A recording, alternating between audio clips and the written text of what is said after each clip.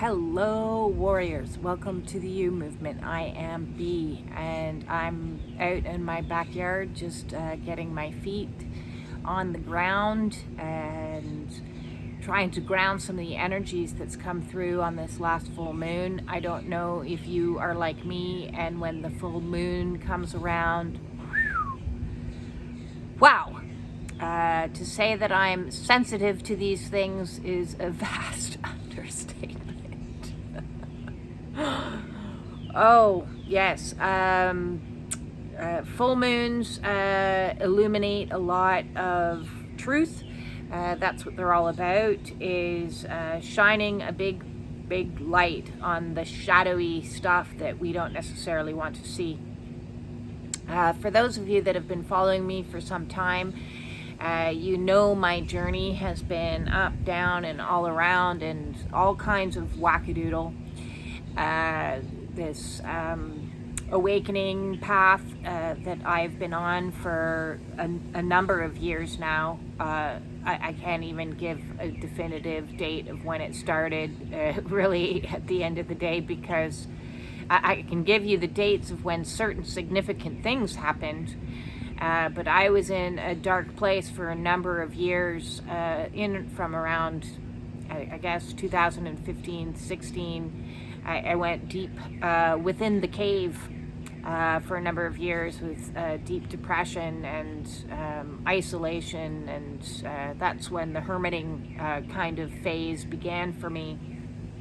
So I've been in this really isolated place for a number of years, and part of that has been, I'm sure, part of this spiritual awakening, though in a lot of ways I think that many of us who are on this awakening path have probably been predestined for this path since the time of our birth. So like our life experiences leading up to this point, everything has served a purpose, and it's all part of the soul's contract of saying, this is what your life is going to be like, this is the dark things that you're going to face, these are the traumas that you're going to have to transmute and deal with. This is the stuff that you're going to have to alchemize, so that when you, pull yourself up out of the dark places, you can shine a light for others that have been faced these issues as well. So those that have been watching me know that in the last 4 years, since I heard soul kind of scream at me for the first time back in December of 2019, shouting at me to save myself from the absolute fuckery that was my life, and so I started what was the Unfuckening Movement, to just unfuck one thing after another, after another, after another, after another.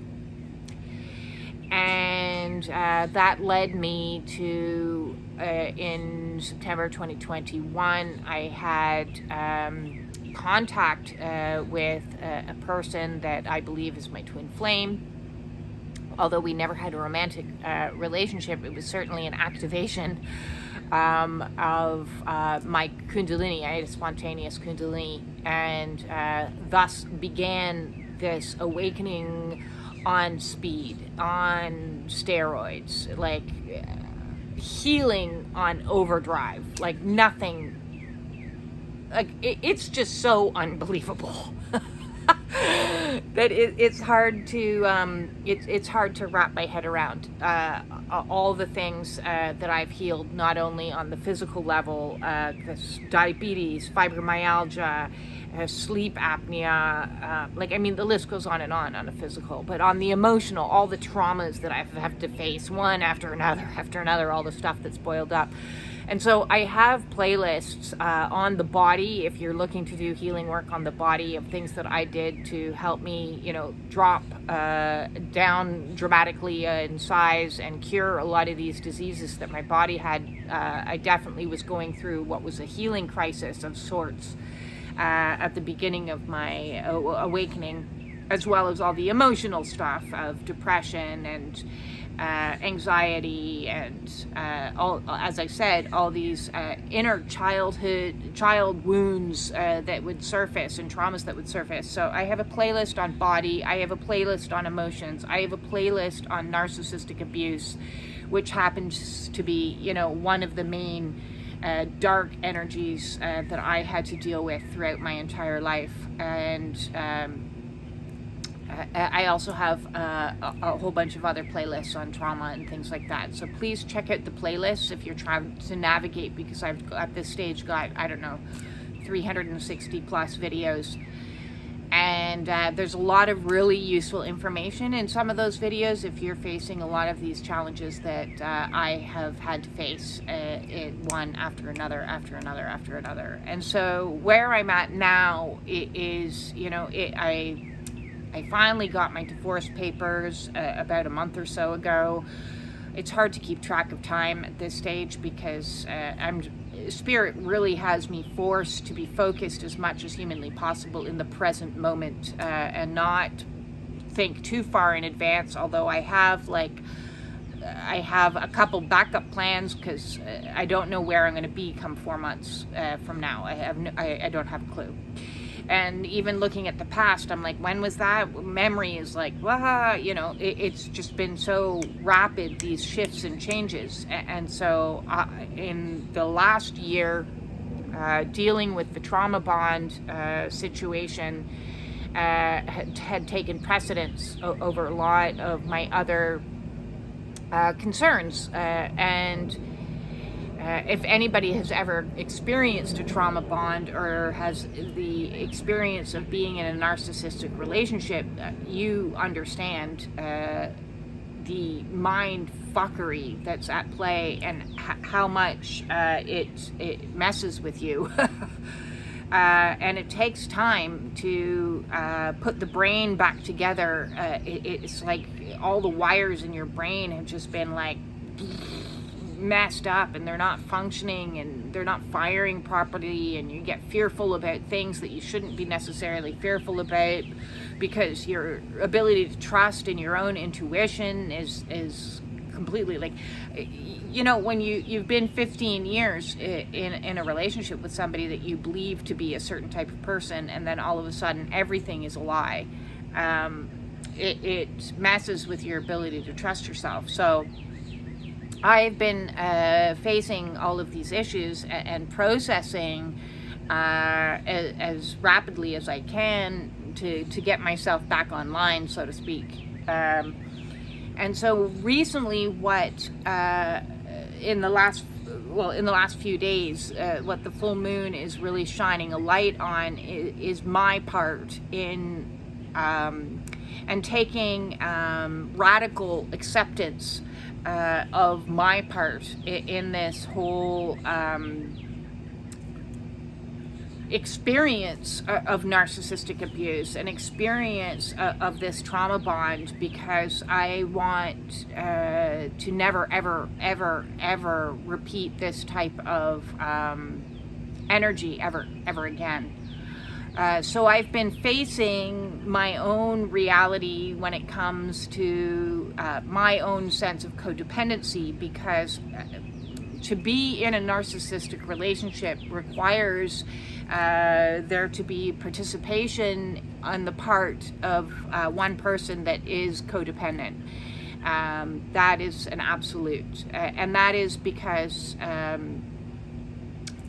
is that fear that plays out, that having the breadcrumbs or having a little bit of something or having it kind of working, and it's up, it's down, it's up, it's down, it's this, it's that. The fact is, if you didn't have any codependency in you, you'd be out, you'd be gone.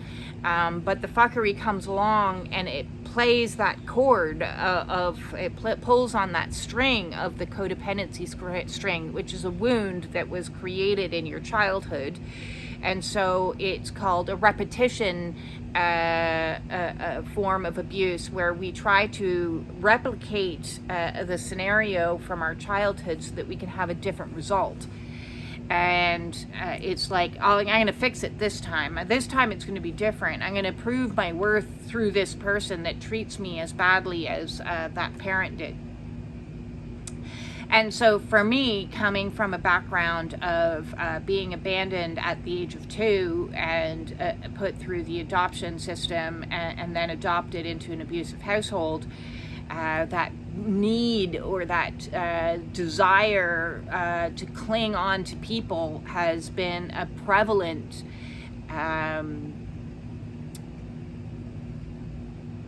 core wound, is the term that I'm going to use here, that I pull from a twin flame coach that I was seeing for a stretch, talking about the twin flame journey as a process of squeezing out all your traumas one after another until you get to the core wound. And I would like to think that this is the core wound, which is this this codependency, this need of people that goes back as far as I can remember, because as a child, my need of wanting to be liked and be connected into certain friend groups took precedence over my focus on school and education and anything else for that matter. What was constantly going on in my mind was a rumination of each interaction. What could I have done differently? And I don't know if some of this has to do with being on the autistic spectrum, which I'm just also coming to terms with as well. Truth is all about the awakening path, is discovering a whole bunch of truths. So I was always trying to fit into a system that or a group of people that I didn't necessarily fit with. And then on top of that, there was this underlying codependent need of please love me, please accept me, please be there for me, and grasping and holding. And as you know, on this awakening path, it's all about letting go of all of your attachments.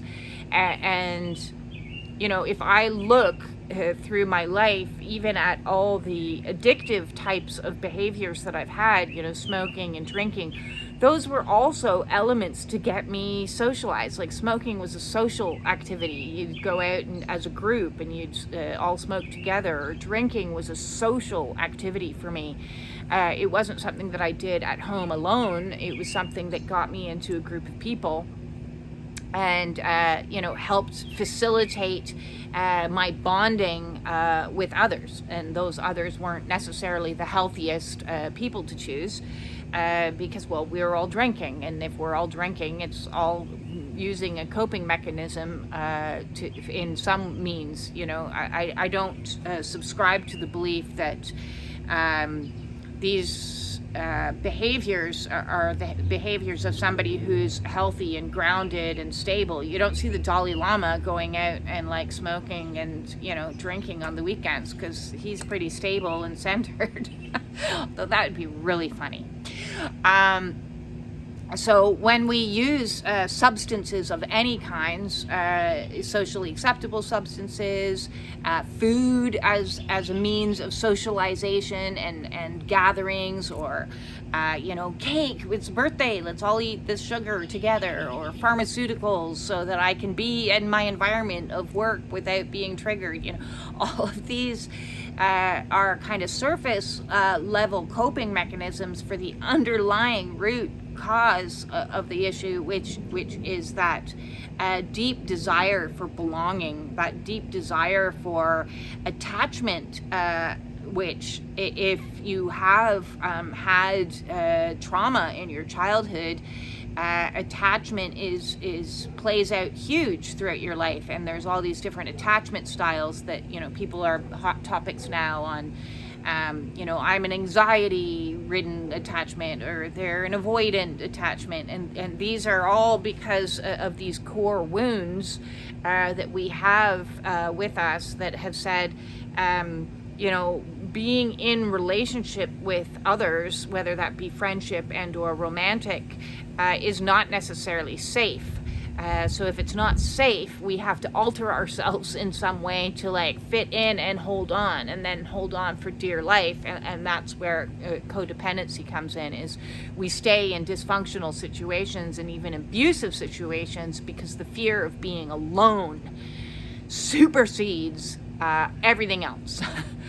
And so I've been, in the last 2 days, in this full moon energy that has been coming in, facing those aloneness and loneliness, and understanding that for me, loneliness has been like a traveling companion, like Gollum, which has been whispering in my ear all my life, saying, you know, well, you'd better change, you'd better adapt, you'd better be quiet in this situation, you'd better talk up in this situation, you'd better perform, you'd better look good this way or look that way, or, you know, they're always constantly in my ear.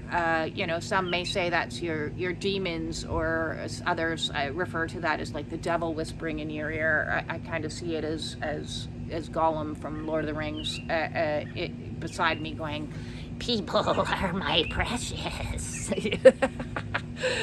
So I can kind of laugh a little bit about it now, but I've been purging a lot, because that's usually what happens as you're processing through new levels of awareness, and this awareness of my need of people has been in the forefront of this particular full moon's healing assignment, or healing mission.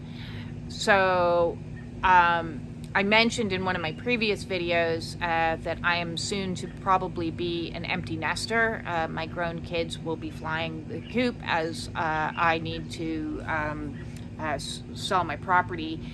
And, you know, I'm facing ahead of time, it's like mourning in advance, or grieving in advance, you know, that I'm going to be literally on my own. And I haven't been, even though I've been on my own and been spending a huge amount of time in the last 7 years in isolation and in hermiting, there has always been like a few people here or there that I could like call my people if I needed to talk to somebody. So I'm challenging myself right now with the new mission, which is to really observe and monitor all of my interactions with people, and also monitor how I am thinking or feeling in any moment of solitude, so that I can become one of those people that is able to be in solitude in a state of peacefulness. You know, like I'm very productive. I'm a productive kind of person, and when I'm doing in my masculine energy, it's kind of easy for me to be focused on something because I'm doing a task.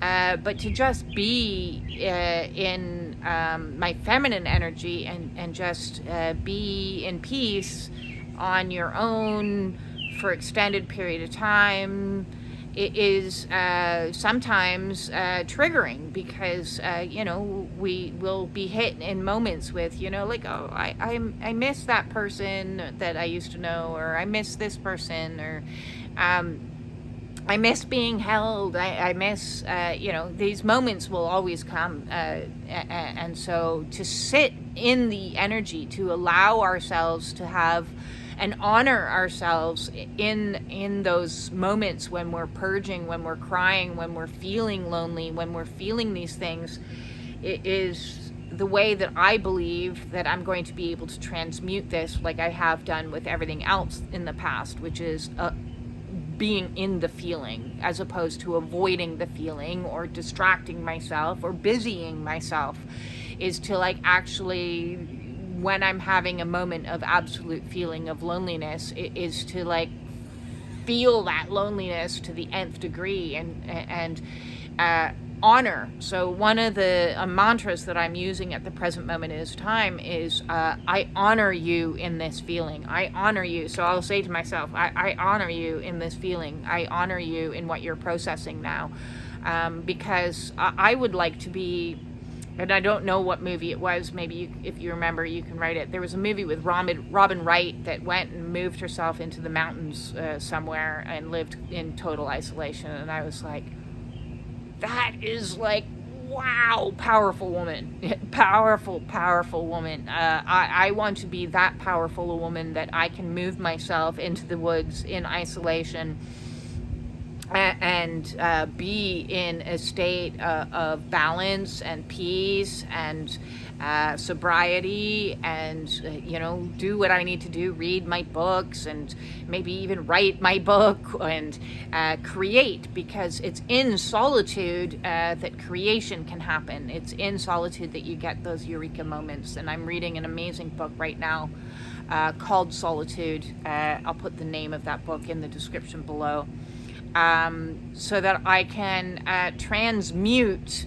that feeling of need of people into I can love people, which I've always done too much. It's that book from I don't know when it was written, the 70s or the 80s, Women Who Love Too Much. That was me, hands up. I can love other people, but I don't need them.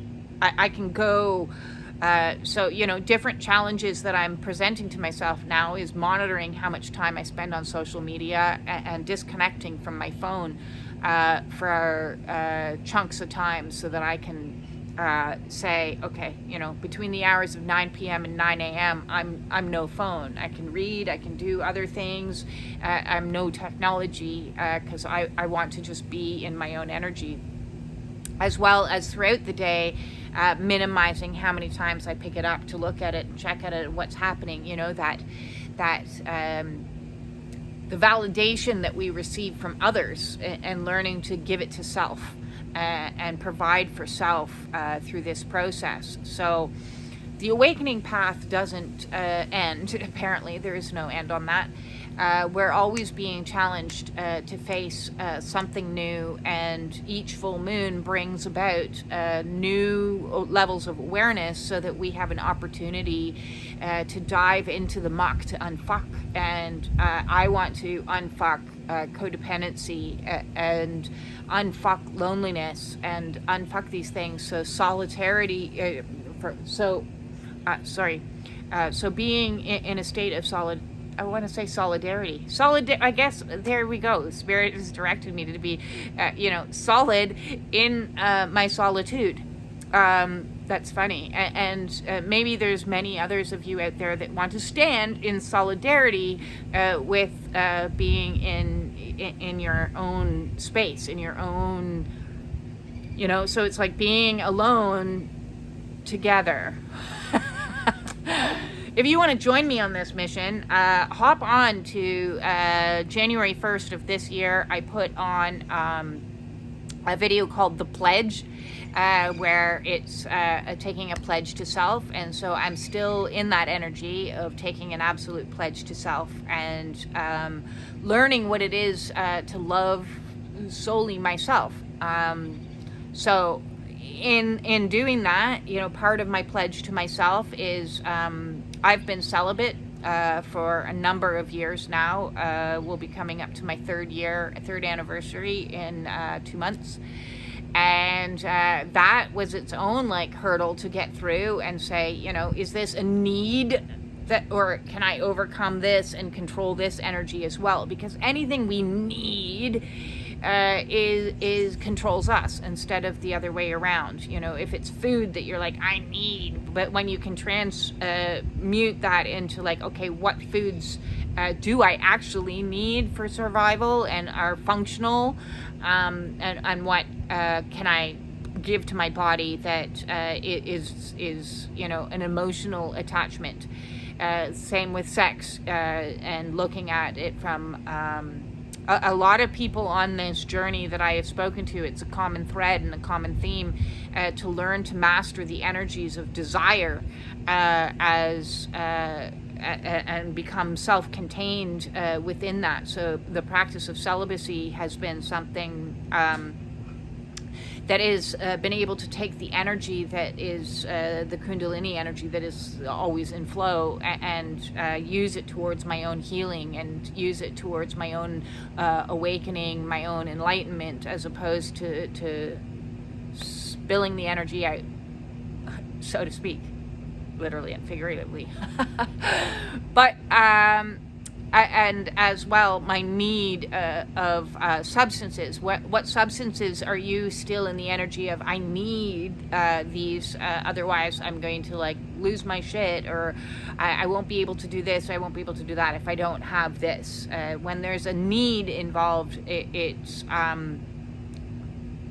problematic, and so learning to be a self-contained being of light in energy that is flowing within without need for attachment of anything in the physical, anything in the metaphorical, anything in the realms of grasping.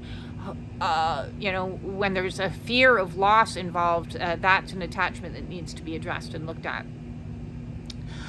So my need of people is, in my opinion, the core wound. But we'll see. I don't know. Maybe in 6 months' time, I'll be sitting in front of this camera going, I finally found my core wound, and it's something else. I hope not. I would love to think that this is getting to the crux of the situation and going to help assist me ascend into a much stronger, a much more peaceful, a much more joyous energy as I climb that energetic ladder and all those frequencies. We have to go through each of these emotions. You have to sit in each of these emotions for you to be able to alchemize them and transmute them into something else. And so this is where I'm sitting right now, is in the energy of loneliness, and embracing and respecting and honoring that loneliness that has been within me, and understanding why it has been a traveling companion of mine, and understanding that it is possible to master. So that's my current mission. I would love to hear what missions you are facing on your awakening path, and if you're being challenged with this full moon to face some of your attachments to things that you believe that you need, in the comments below. And if you want to set up a Zoom or anything like that, the way to do that with me is in the description below. And I just wanted to really say thank you very much to everyone who has supported me along this path. It really has meant the world to me, more than you can possibly imagine, to have people cheering me on. That's an energy that's new for me, and I'm still kind of wrapping my head around that one, because the fact is, as we release some of the stuff that and energies that aren't working for us anymore, we bring in new energies. So I'm exceptionally grateful for all the likes, the shares, the comments that I receive. Listen, I'm sending you all my absolute love on this healing journey. I know it is incredibly difficult, and if you're struggling, please don't struggle in silence. Reach out, find community. There is a lot of community out there for you that can be healthy and supportive as you transition through these radical changes. And that said, peace out, dudes.